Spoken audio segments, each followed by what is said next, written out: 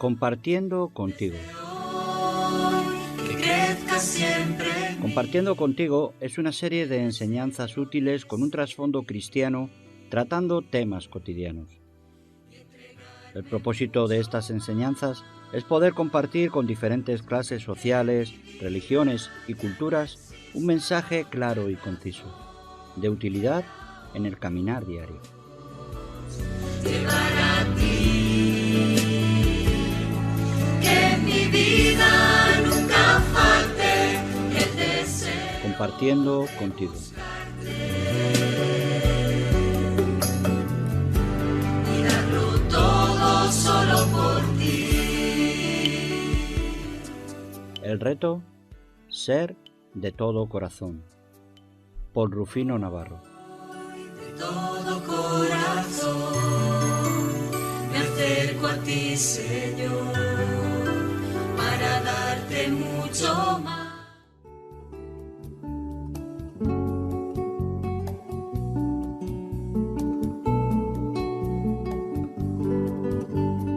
El reto, ser de todo corazón.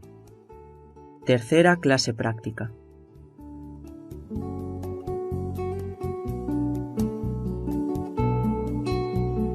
Estaban todos tranquilos, tan seguros de sí mismos que para ellos era una noche más como otra cualquiera. No se podían ni imaginar lo que les esperaba.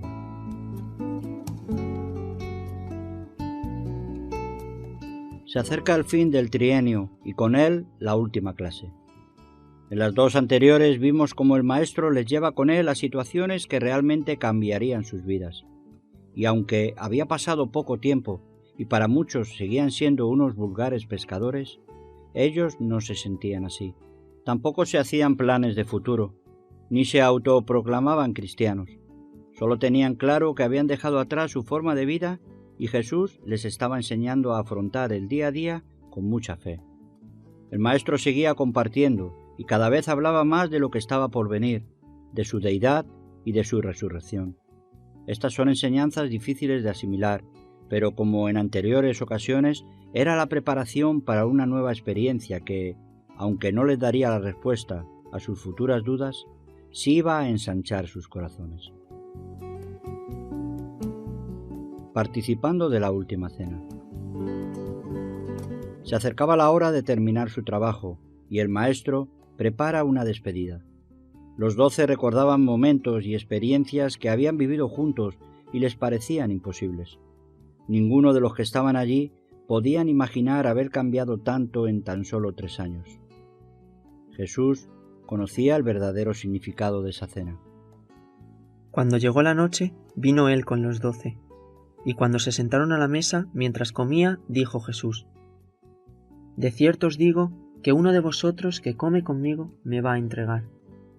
Nadie se puede imaginar, y siempre es sorprendente cómo puede desarrollarse la vida de un hombre que, aun habiendo estado con Jesús, sea tan egoísta, tan desproporcionadamente insensible, y esté tan ciego como para entregar lo que Jesús da, su paz, su perdón, su incomparable amor y la relación tan especial con aquellos otros 11 que habían sido sus compañeros de trabajo y hermanos en la fe. Cambiar todo por un puñado de monedas, que bien podría ser una casa en propiedad, un negocio, un coche vistoso y poco más. Cuántas cosas ocultas hay en el corazón del hombre que, aun estando con aquel que conoce todos los corazones, no se pone en orden y le lleva a perderlo todo. Sacar conclusiones después de ver fracasar a una persona es fácil. Incluso analizar su forma de vida y llegar a determinar que era normal que acabara así. La reflexión debe ser más profunda y mirar nuestras propias vidas, pues seguro que tenemos escondido en el desván cosas que deberían estar en la basura hace tiempo. Los 11 hicieron una misma reflexión. Ellos comenzaron a entristecerse y a decirle uno por uno: ¿seré yo? Y el otro: ¿seré yo? El maestro les estaba enseñando de una forma directa, concisa y contundente. ¿Cuántas veces no estamos seguros ni de nosotros mismos?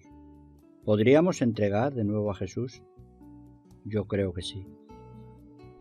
Ellos eran los 12, los que habían dejado todo por seguirle. Con este ejemplo, y usándose de una persona en concreto, les decía que no podemos descansar en nuestro puesto de privilegio y que, aunque estemos o hayamos estado cerca, muy cerca de Él, podemos caer en menospreciar lo que Él ofrece y lo que Él es. Acabaron la cena con una despedida muy especial. Jesús, con una copa y un trozo de pan, les hacía partícipes en una enseñanza llena de simbolismo, su sangre y su carne. Con el tiempo aquel acto pasaría a ser un recuerdo perpetuo de lo que el Señor hizo por nosotros. Cuando hubieron cantado el himno, salieron al monte de los olivos. Cantaron un himno y se marcharon hacia el monte donde ellos solían descansar por la noche bajo la luz de las estrellas. Cuando llegaron al sitio idóneo de descanso, el maestro, como era habitual en él, les comparte una realidad que en este caso se cumpliría casi de inmediato. Todos os escandalizaréis de mí esta noche, porque escrito está: heriré al pastor y las ovejas se dispersarán. Los discípulos se miraban unos a otros y se decían: ¿qué le pasa al maestro? Sus palabras hacia nosotros no son como otras veces. ¿Quién de nosotros le va a traicionar? ¿Por qué nos hemos de escandalizar de él? Daríamos nuestras vidas por él. Vinieron, pues, a un lugar que se llamaba Getsemaní, y dijo a sus discípulos: sentaos aquí entre tanto que yo oro. El curso terminaba y se acercaba el tiempo. Pronto tendrían que ejercer. Se les terminaban las clases prácticas al lado de su maestro, y no eran tan suficientes como ellos se creían. Muchas veces hacemos alarde del tiempo que llevamos con Cristo, como si eso fuera garantía absoluta para afrontar cualquier situación. Cuidado, que no nos traicione nuestro ego, y el que crea estar firme, mire que no caiga. Creemos que porque la obra funciona, siempre va a funcionar, e incluso pensamos que puede llegar a hacerlo sola, pero no es así. Hay un tiempo donde el mismo Jesús hace que las cosas marchen casi sin darnos cuenta, por pura gracia, pero cuando vamos creciendo y adquiriendo conocimiento, Él comparte la responsabilidad con nosotros. Debemos poner nuestra parte y Él siempre pone la suya. Nosotros podemos fallar, de hecho lo hacemos más a menudo de lo que deberíamos, pero Él es fiel, es tan fiel a su obra que nunca falla. Y tomó consigo a Pedro, a Jacobo y a Juan, y comenzó a entristecerse y a angustiarse. Y les dijo: mi alma está muy triste hasta la muerte, quedaos aquí y velad. Jesús toma nuevamente a sus 3 alumnos, los aleja del resto y los lleva con él. Esta vez no verán nada, no estarán a su lado como en las ocasiones anteriores, pero les dejará estar cerca, muy cerca, como a tiro de piedra. Al lado del Maestro vieron milagros extraordinarios, sabían que para él no hay nada imposible, vieron su transfiguración y tuvieron la revelación de la presencia de Dios como pocos la han tenido. ¿Qué les faltaba por recibir? ¿Habría algo más profundo por aprender y confirmar su fe para el resto de sus vidas? El Maestro iba a vivir la experiencia de amor que jamás un hombre hubiera podido alcanzar. Estaba cerca, muy cerca de sus amados discípulos, pero solo.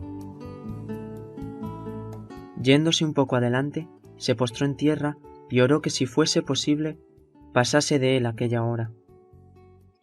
Jesús estaba sintiendo toda la carga que tenía que llevar adelante, tantos sufrimientos y pecados. En esa hora, él siente como un pecador cuando está sucio. Su lucha era esa. Se sentía tan involucrado que no solo estaba dispuesto a dar su vida por ellos, que sería suficiente, sino a sentir como ellos, como tú y como yo. Pasa de mí esta copa. El trago era amargo. Dentro de esa copa estaban nuestras miserias. Se levantó cargado después de una larga hora de lucha y sus más allegados estaban dormidos. Le sorprendió que Pedro no estuviese despierto, pero era normal. Él no tenía conocimiento del momento que se estaba viviendo. No sabía lo que Dios estaba demandando en aquella hora. Jesús vuelve a postrarse y después de otra hora se dirige hacia ellos y les halla de la misma manera. Esta vez no supieron qué responderle. Se preguntaban: ¿por qué tanta intensidad? ¿Qué sucede hoy? Esto era algo anormal para ellos. El Maestro pasó 3 largas horas, intercediendo de tal forma que su sudor caía como gotas de sangre, gotas que debilitaron tanto su voluntad que hicieron emerger desde el fondo de su corazón las palabras más maravillosas jamás pronunciadas. Padre, que se haga tu voluntad. El monte de los olivos, el monte de la sabiduría, del consejo, de la meditación, de la oración. Jesús, una vez más, encuentra en ese monte una respuesta del Padre a una situación muy delicada. Desde ese mismo monte, Jesús vivió situaciones que el tiempo no las ha podido evidenciar. Cuando avergonzó a los escribas y fariseos en el caso de la mujer adúltera con una sencilla respuesta, él había pasado la noche en ese monte. La entrada triunfal a Jerusalén fue desde ese monte. Allí pidió un asno. No quiso un carruaje ni un buen caballo. Pidió un pollino, desde el cual lloró al ver un pueblo profundamente confundido. Por las mañanas él enseñaba en el templo, pero para poder obtener esas enseñanzas, por las noches marchaba solo a ese monte de los olivos, a relacionarse de una forma muy íntima con el Padre. Sentado en el monte de los olivos, habló a sus discípulos de las señales antes del fin. El monte de los olivos, ese fue un lugar muy especial para Jesús, y en particular aquel huerto llamado Getsemaní, que significa donde se muele la oliva, de donde se saca ese precioso aceite que representa la unción. Ahora es el huerto de la victoria, donde un hombre decide dar su vida por los pecadores. Y el otro huerto, el del Edén, pierde todo su protagonismo y el diablo es vencido. El monte de los olivos es accesible para todos.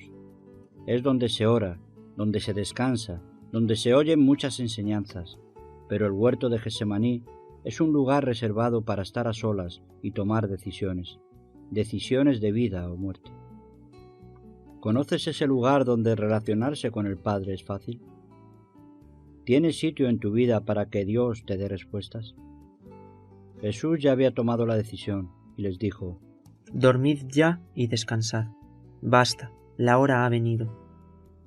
La decisión de hacer la voluntad de Dios y tomar de esa copa amarga le dio nuevas fuerzas para afrontar lo que había de venir.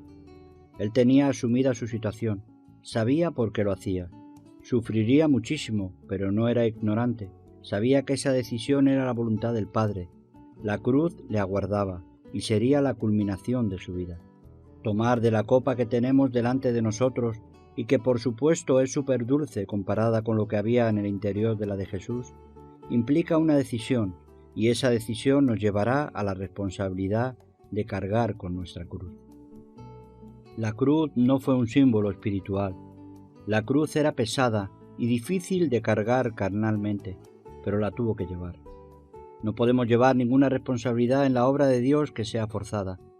Tenemos que saber qué implica lo que estamos bebiendo, porque si no lo captamos espiritualmente, no tendremos fuerzas para cargar con nuestra cruz. Antes de tomar una cruz, de llevar una responsabilidad, medita lo que supone. Cuando entendemos cuál es nuestra cruz y la llevamos hacia adelante, nuestra vida toma muchísimo más sentido de lo que nos imaginamos. Muchas personas se beneficiarán de nuestro esfuerzo, aunque nunca debemos olvidar que el propósito principal de la cruz es clavar en ella nuestra carne. Esta última experiencia es la culminación de la vida de un cristiano de todo corazón, que nos debe llevar a ponernos en la situación de los que necesitan nuestra ayuda, sintiendo como ellos mismos. La gran diferencia que existe entre esta clase práctica y las clases anteriores es que este tipo de entrega, de corazón y voluntad, no se puede enseñar. Esta es una experiencia que hay que vivirla de una forma más profunda. Ellos no podían estar en esta situación con Jesús.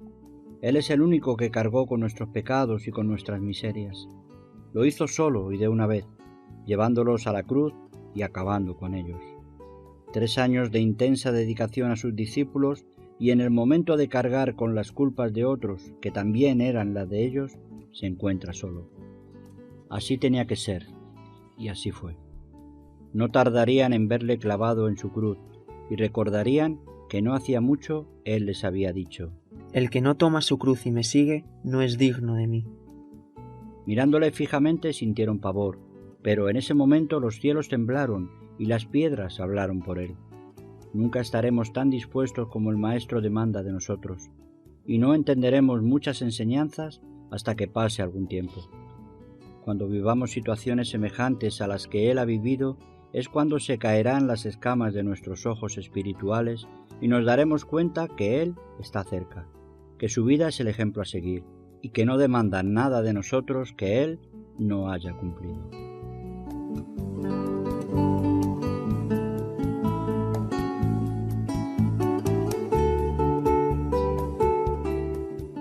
El reto: ser de todo corazón. El alumno escogido.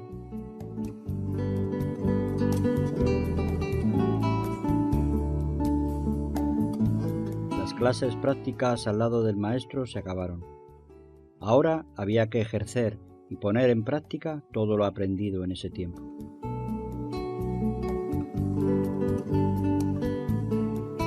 Debían meditar mucho en lo que él dijo, lo que él hizo y andar con mucho temor. Muchos pensarán que esos tres jóvenes, Jacobo, Pedro y Juan, no son un ejemplo a seguir, pues vivieron de una forma única y privilegiada. También piensan así de Jesús. Cuando empezamos la narración de esta enseñanza se mencionan 3 años, 3 enseñanzas y 3 hombres con el propósito de llegar a una sola conclusión: ser de todo corazón. Los 3 años habían acabado, y las clases prácticas también, viniendo a demostrar que para llegar a ser de todo corazón necesitamos tener experiencias y crecer espiritualmente. Lo más interesante de esta historia es poder ver el desarrollo de estos alumnos y en lo que se han convertido. ¿Recuerdas que el maestro sabía por qué escogió a estos 3 jóvenes? Jacobo, hijo de Zebedeo, a quien Jesús mismo tomó como uno de sus alumnos favoritos. Todos nos podríamos imaginar que su vida estaría llena de bendiciones, de prosperidad y haría grandes hazañas, ya que era uno de sus preferidos. En aquel tiempo el rey Herodes echó mano a algunos de la iglesia para matarles, y mató a espada a Jacobo, hermano de Juan. Aquel fue el tiempo del primer avivamiento de la iglesia. Jacobo fue el primero de los 12 discípulos en morir. ¡Qué contrariedad! Un hombre al cual Jesús mismo apartó y enseñó con tanto secretismo y no pudo ejercer lo aprendido. ¿Acaso el maestro se equivocó con él? Y viendo que esto había agradado a los judíos, procedió también a prender a Pedro. Eran los días de los panes sin levadura, y habiéndole tomado preso, le puso en la cárcel, entregándole a 4 grupos de 4 soldados cada uno, para que le custodiasen, y se proponían sacarle al pueblo después de la Pascua. Pedro quedaba fuertemente custodiado y preparado para ser ejecutado. Era otro de los 3 que estaba a punto de desaparecer de la historia. Pero Dios tenía otros planes que ni Herodes ni nadie podían deshacer. Pedro fue milagrosamente liberado y su vida fue dedicada al más puro evangelismo, hablando a los gentiles de la resurrección de Cristo con una entrega muy especial. Hay muchos libros escritos sobre la vida del apóstol Pedro. Y cerrando este círculo tan íntimo de la escuela de Jesús, se encuentra Juan, ese hombre al que siempre le gustaba estar cerca del Maestro. Su vida fue la más longeva, vivió muchos más años que cualquiera de los otros escogidos. Juan, el hombre de la revelación, usado y guardado para que de una forma brillante escribiera el libro que toma por título Apocalipsis o Revelación. No es necesario detenerse mucho tiempo en las vidas de estos 3 hombres para retomar la situación, los 3 alumnos que el Maestro tuvo cerca de él. Creo que Jesús no solo escogió a 3 personas, escogió 3 formas de vida para llevarnos a la enseñanza de ser de todo corazón.